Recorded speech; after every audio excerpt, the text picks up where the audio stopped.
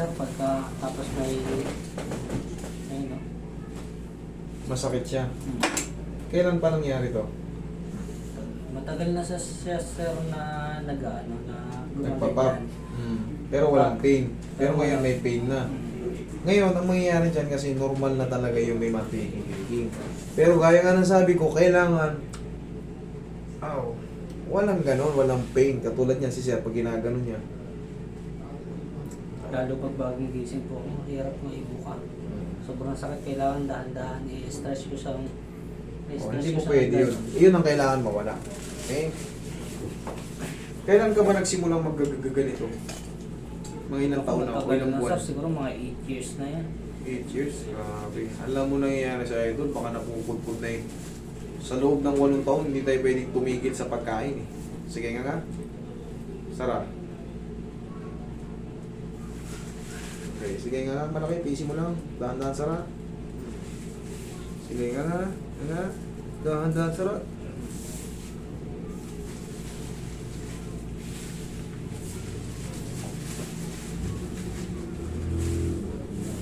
Tingnan kang patagilid tayo doon. Harap ka ron.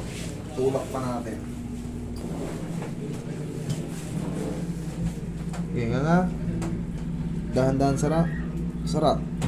Sige, balik ka rito.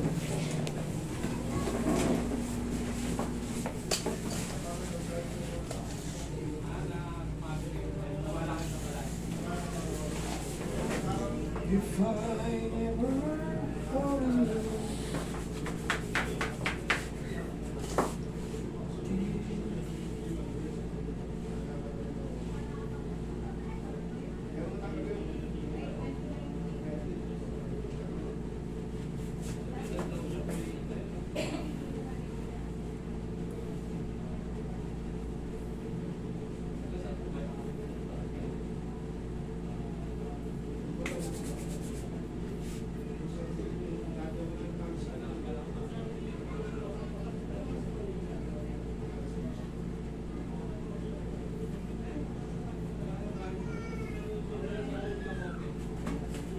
Yan nga. Sara. Sakit pa?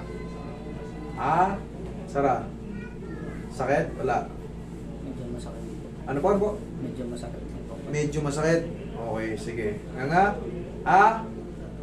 Dahan-dahan, Sara. Ngayon, nga mo pa ganon. Sara. Diretso. Okay. Wait lang ha.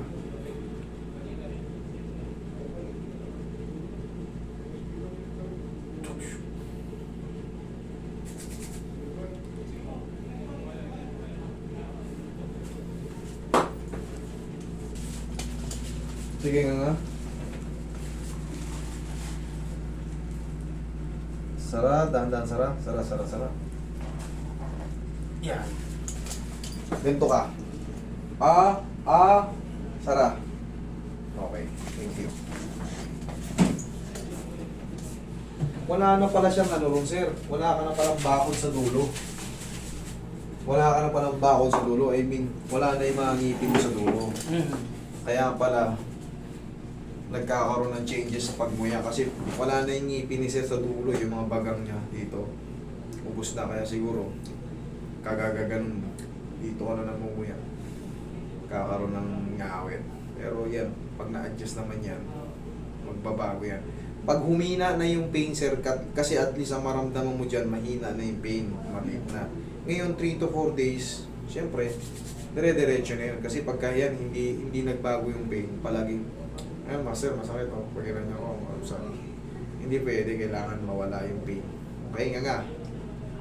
Sara. Ano?